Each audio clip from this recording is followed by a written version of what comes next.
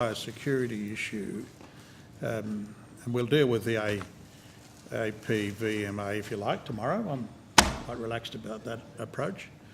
But the plant biosecurity CRC is winding up. Do you have a view about the consequence of that wind-up?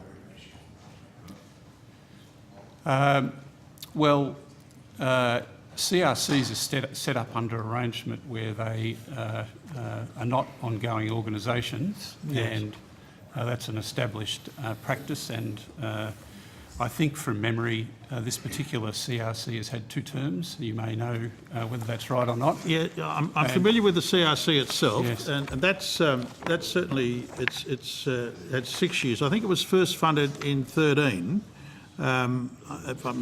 I don't think that would be right. Sorry, let me just see. Let's get it right. Longer than that. It's established in 12-13, under round 14 of the CRC program. You know, I'm familiar with the CRC program, and it was granted 6 years. So let's skip all of that.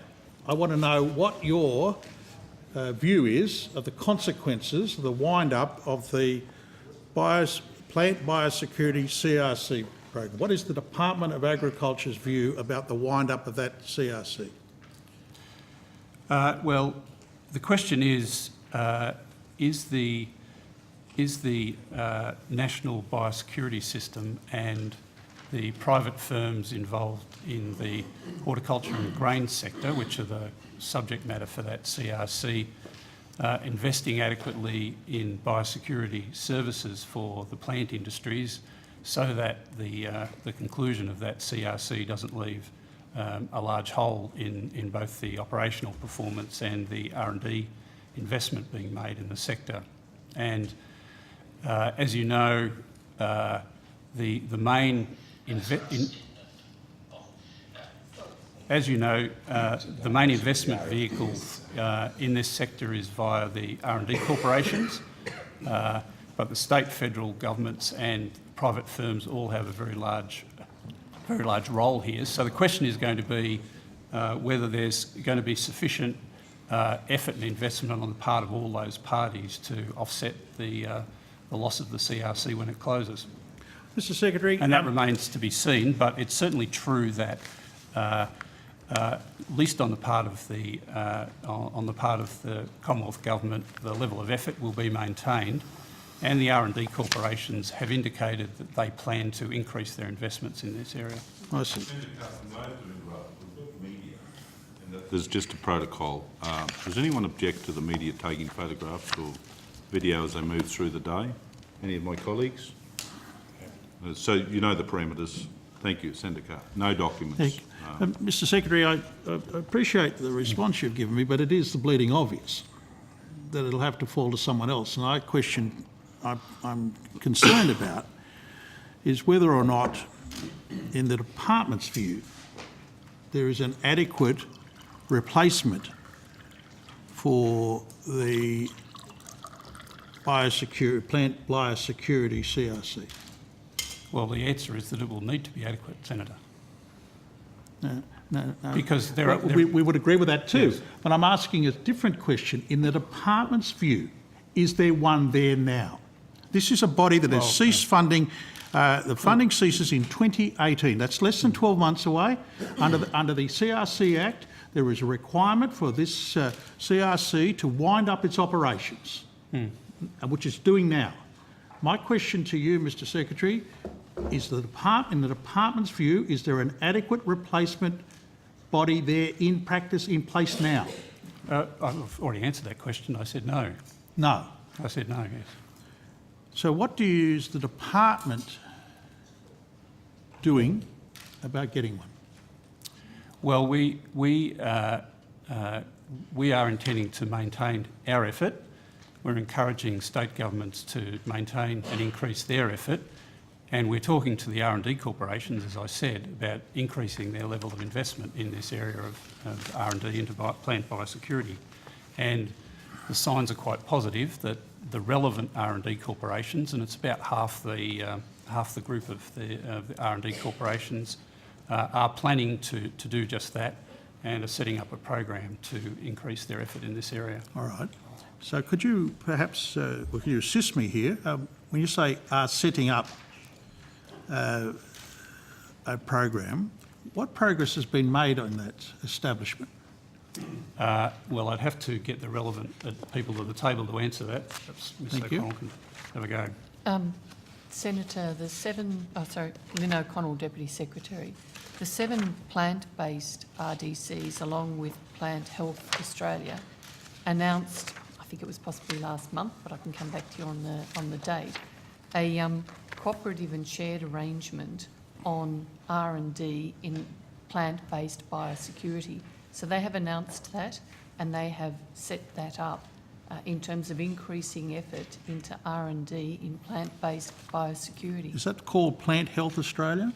Plant Health Australia is one of the organisations. The other are the 7 plant-based research and development corporations who have come together in order to increase R&D into plant-based biosecurity. Senator, at least some and possibly most of those are appearing later today, so there'd be an opportunity to talk to them directly about their plans in this area. Talk to you, Mr. Quinlan. What got Senator Carr is? Well, we don't have control of the funds So there's no to government invest in this involvement? area. No So- government involvement in this? No government representation? Is there any taxpayers' dollars? Sorry, Senator Carr. Yes, of course there is, Senator, because... Well, I think it's fair of Senator Carr to ask you, and then we can ask this mob later on today when we get to them. The R&D corporations, as you may know, their R&D investments from levy funds are matched by the government. So the investments that they would make in this area would be 50% funded by the government. Yes. Mr Secretary, I've long been interested in the fact that in agriculture there is the grower levies of various description. It's one of the great strengths of agricultural R&D in Australia. But does the government not have any capacity to influence the direction, the priorities in terms of R&D expenditure, particularly given the importance of biosecurity?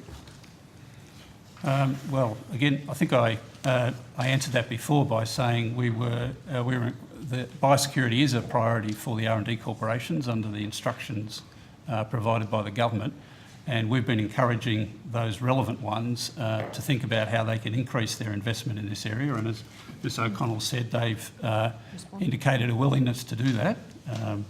And I'm not sure. I'm not sure of the details and what the scale of that increased investment might be, but they've said they will do that, and certainly there's a demand from plant industries for increased investment in this area from the R&D corporations. Does the department have any concerns about being able to safeguard Australia's animal and plant health,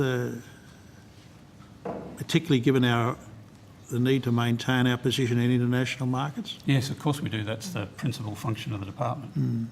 And given that these replacements are yet to be established, now this is a decision that was known about defunding the CRC.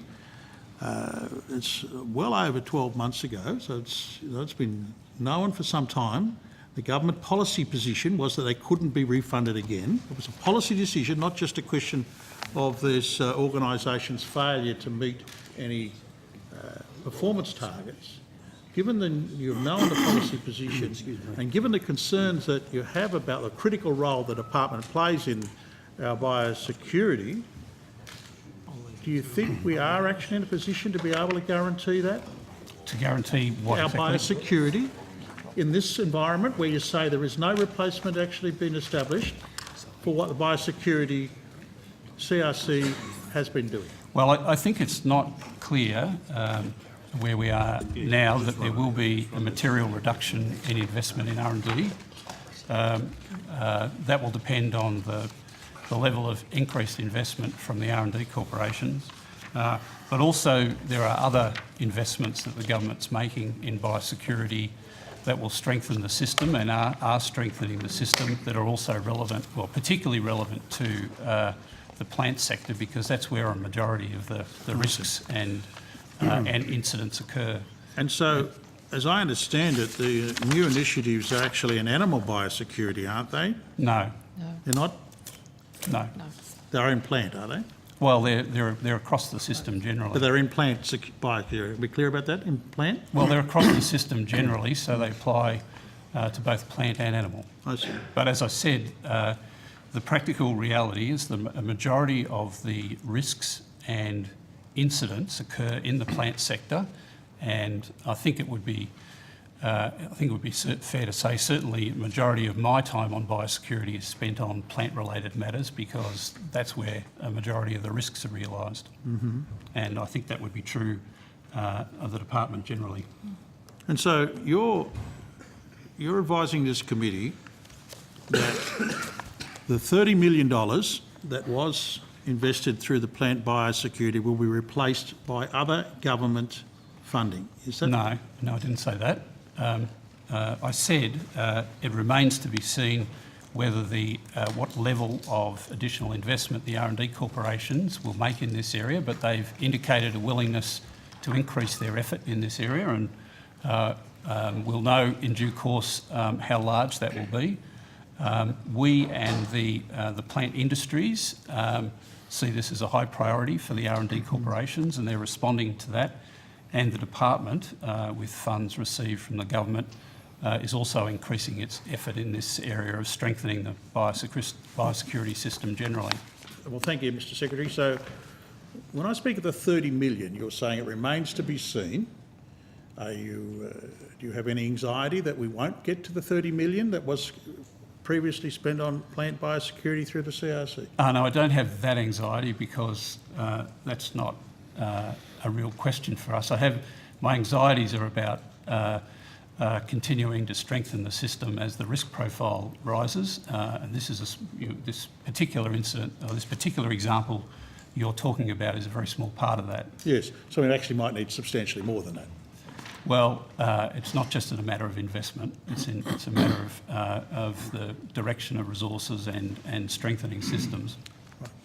Thank you very much, Mr Chairman. Thank you. I understand Senator Brown has some questions in this space. Can I just advise colleagues that we've sort of we had a plan perhaps to start the day on a different note, and once we've dealt with this specific range of questions, we're going to go to the white spot issue, prawn white spot issue.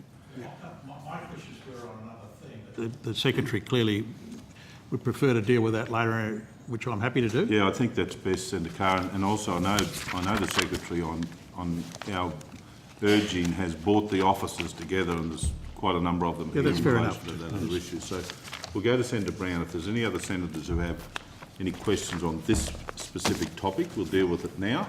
Otherwise, we'll roll to white spot and then just see how we go. Can I just clarify, Chair?